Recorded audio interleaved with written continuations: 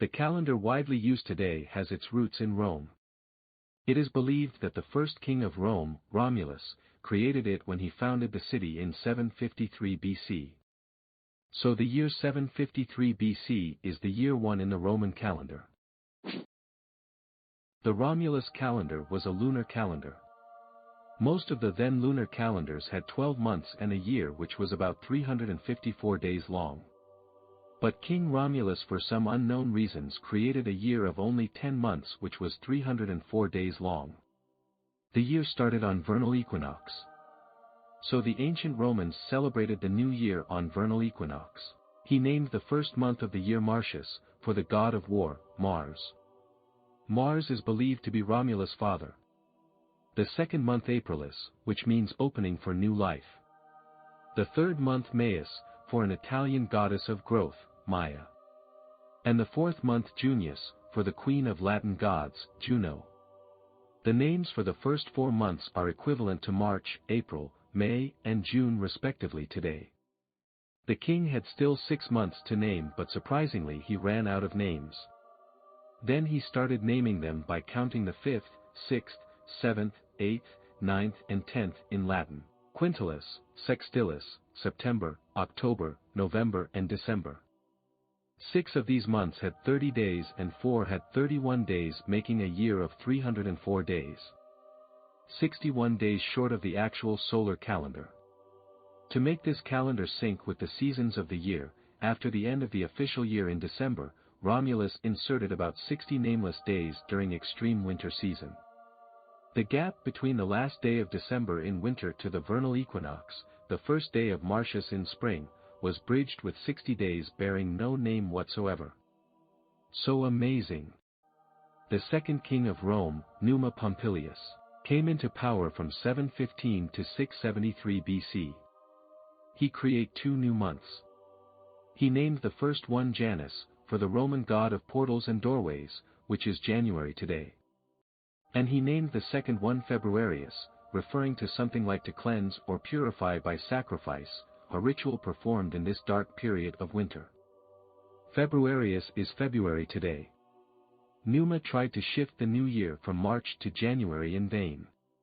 For the Romans had a terror of even numbers, Numa added a day to several of the even-numbered months to make them uneven. Uneven number was a lucky number to Romans. So, Numa's calendar had 12 months with 355 days. 355 is uneven lucky number. 10 days short of the actual solar calendar. The calendar was filled with the Roman religious festivals like the Metatrenalia, the Lupercal, the Saturnalia, and the like. For the next 600 years the Roman calendar went through very little changes. By the 1st century BC, the year still had 355 days, and was still based on the cycles of the moon. The problem was, the solar year is roughly 365 days and 6 hours, while a lunar year is about 348 days, because the lunar month is roughly 29 days times 12 months. The difference of 17 days was too huge. Numa added some extra days to the calendar to make it 355 days, but the difference of 10 days was still huge. The calendar didn't sync with the seasons. The farmers abandoned it. But the Republic didn't abandon it because it had become the vital ritual calendar. The remedy was to make occasional adjustments by inserting some days here and there to the calendar to make it rhyme with seasons. However, the calendar controlled by the priests was too politicized. The calendar was a top secret shared only by the priests and aristocrats. Since the priests were unquestioned religious leaders, manipulated the calendar deliberately for their political and financial advantage.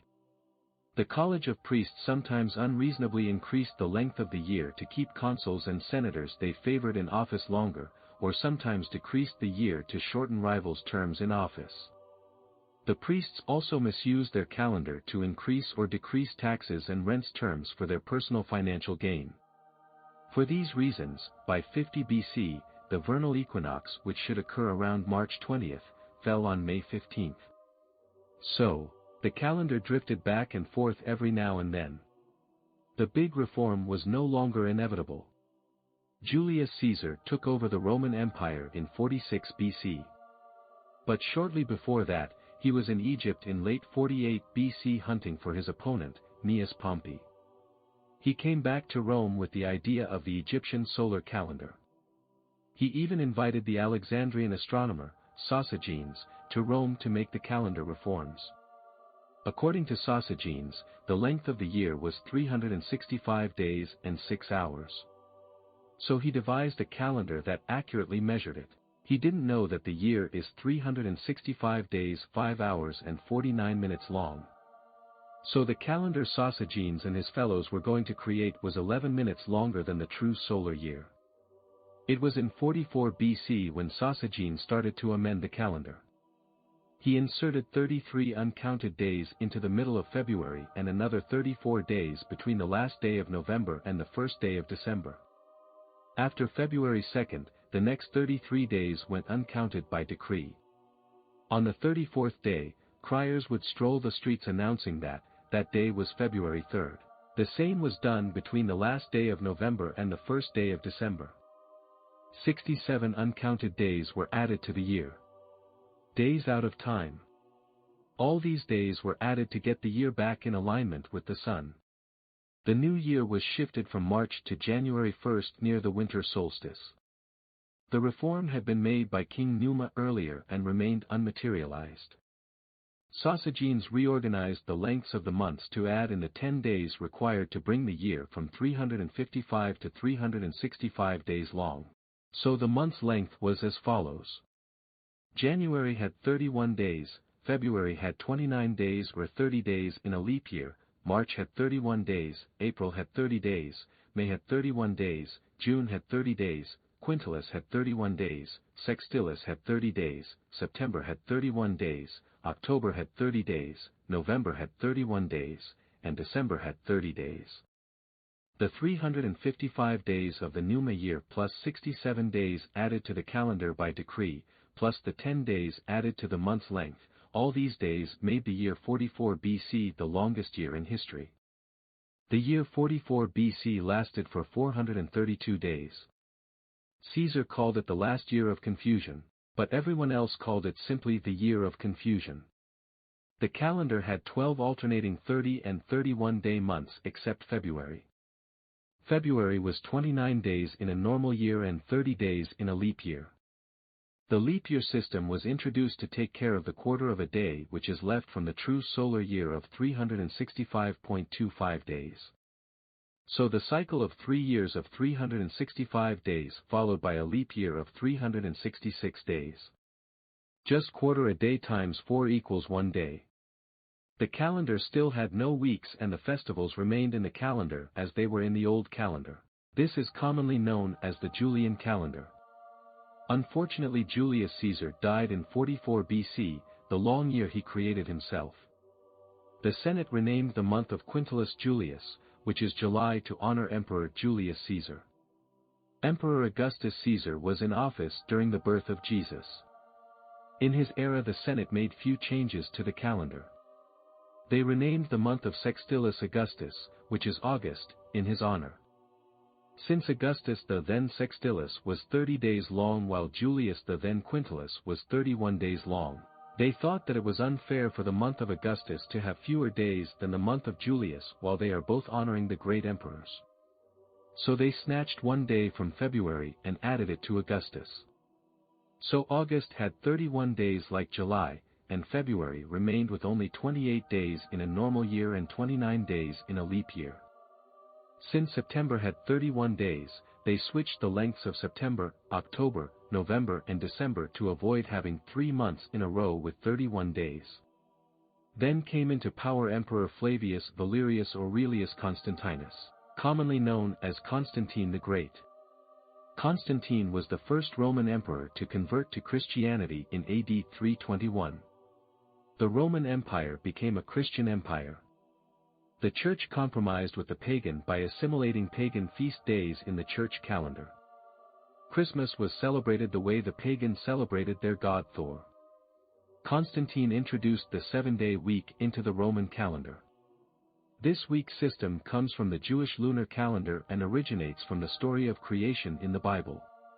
However, The days had already been assigned the names of the pagan gods and goddess by the Romans. The Church tolerated it to maintain peace with the Roman pagan community. Sunday was the first day of the week and Constantine made it holy. By 1530 the Julian calendar's 11-minute-a-year lapse amounted to something big. The vernal equinox fell on March 10. About 10 days behind the sun. The vernal equinox was as important as it is today. It is used to calculate the Easter date. Also the farmers used it to calculate the farming seasons. The calendar didn't rhyme with the solar year once again. Reforms had to be done. Pope Gregory XIII invited the great astronomers in Europe to come to Rome and reform the outdated calendar. After the heavy work of arguments and calculations, they gave the Pope a new calendar in 1582. What was done? Like during the era of Julius Caesar 1,500 years before, Pope Gregory XIII removed 10 days out of the calendar. He ordered that October 5, 1582 should be October 15, 1582. To make the calendar keep up with the sun, he ordered that every year whose number is not divisible by 4, would consist of 365 days, and every year divisible by 4 but not divisible by 100, would have 366 days. This reform makes the cycle of 3 straight normal years followed by the leap year not necessarily true. For example, the year 1988 was a leap year. After 3 normal years the 4th year, 1992 was a leap year. After 3 normal years, the 4th year, 1996 was a leap year. But after 3 normal years, the 4th year 2000 was a normal year too. The leap year came after 7 normal years, the 8th year, 2004 was a leap year after that long. This is known as the Gregorian Calendar. It is the official calendar in almost all countries today.